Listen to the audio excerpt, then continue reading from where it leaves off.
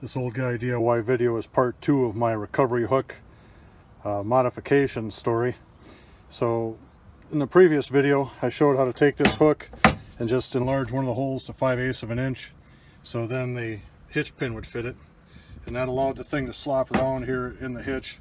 So what I did today is took a piece of hardwood and I cut it to 1.5 inches by 2 inches and drilled a hole through it so the pin will go through. And I'll also include this in the kit with the hook, so if in fact I have to use this recovery hook, I'll have that hardwood spacer and I won't have any slop at all back here.